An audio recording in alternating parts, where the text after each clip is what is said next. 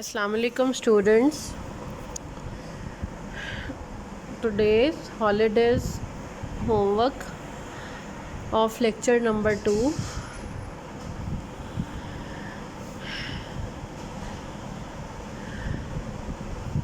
This is the question number 2 from holidays homework. From the following matrices, identify unit matrices, row matrices, column matrices and null matrices. From the previous lecture in which we studied the definitions of chapter number 1,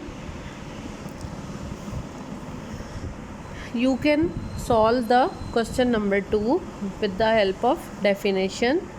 Like first matrix A 0 0 0 0, the entries are 0 0. ठीक है, we studied that the matrix having element 0 or entry 0 are called null matrix. तो the matrix A is a null matrix. ठीक है, and like matrix F. ठीक है, in this matrix we have identify only unit, row, column and null. ठीक है, अब वैसे तो ये आपके पास रेक्टेंगुलर मैट्रिक्स भी है because number of rows and number of columns are different. So we only 4 matrices identify only 4 matrices. So this is the column matrix, this the matrix having only 1 column. Similarly you can solve the rest of the parts of question number 2.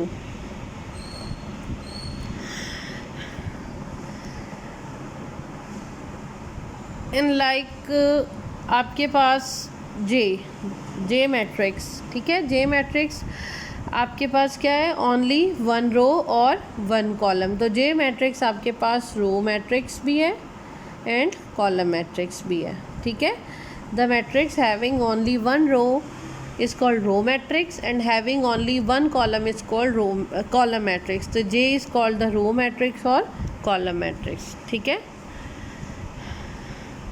Next आपके पास है question number 3, find the transpose of these matrices.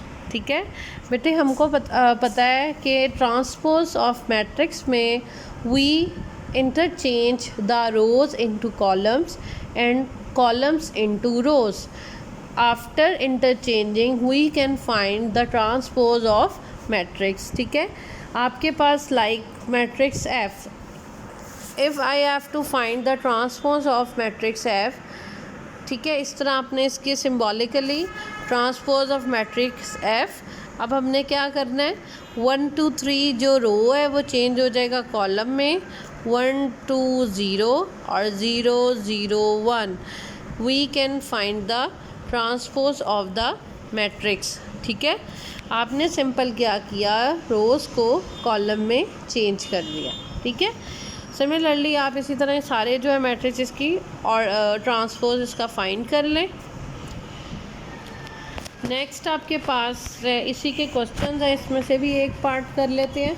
जैसे कि एक अगर हमने transpose लेना है तो आपके पास क्या होगा, रो चेंज हो जाएगा आपके पास कॉलम में और 1 6 1.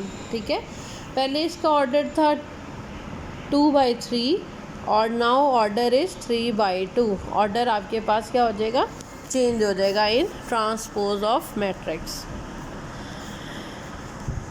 Next question number 4, if A is equal to 1 2 1 0 and B is equal to 1 2 0 1 then verify.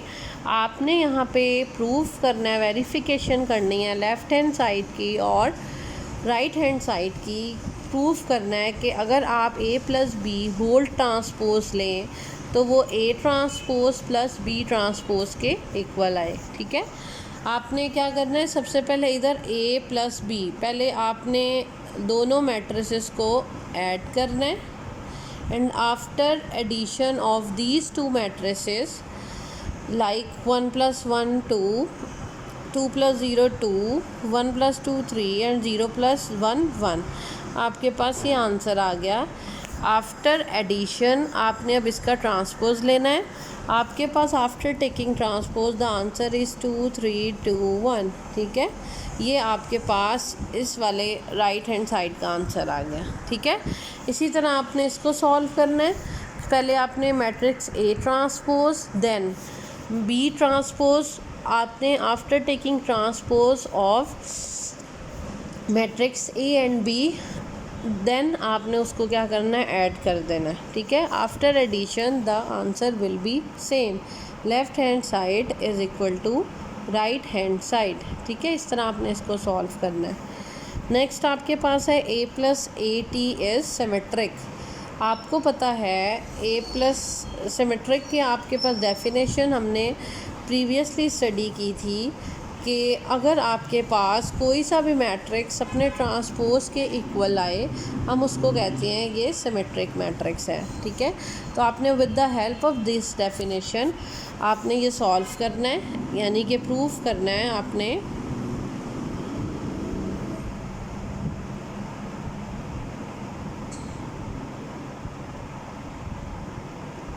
इसमें आपने क्या प्रूफ करना है, if a plus at is symmetric then a plus at transpose is equal to a plus at। ठीक है, जो आपके पास इसको सम करके आंसर आएगा उसका आपने अगेन ट्रांसपोज लेना है, तो फिर ये आपस में दोनों एक दूसरे के इक्वल होंगे। क्लियर होगी बात? लाइक आपके पास पूरी ब्रैकेट जो है ये आपके पास सिमेट्रिक है, तो आपने क्या करना है, a plus A T is equal to a plus A transpose whole transpose. ठीक है, डेफिनेशन आपके पास ये है, a is equal to A T, इसके अकॉर्डिंगली आपने इसे सॉल्व करना है। ठीक है, पहले आपने a ट्रांसपोज लेना है, उसमें a मैट्रिक्स को ऐड करना है, जो आंसर आएगा आपने उसका अगेन होल ट्रांसपोज लेना है, तो वो इसके इक्वल आ जाएगा। क्लियर? नेक्स्ट आपने इसी तरह ये डिफरेंस के साथ है ट्रांसपोज, इसको भी सॉल्व करना है, और ये स्क्यू सिमेट्रिक है कि a is equal to minus A transpose. ठीक है, इसमें ये डेफिनेशन को यूज़ करते हुए आपने स्क्यू सिमेट्रिक का सॉल्व करना है। बेटे नेक्स्ट आपके पास क्वेश्चन नंबर 5 है, यूज़ मैट्रिसेस इफ़ पॉसिबल।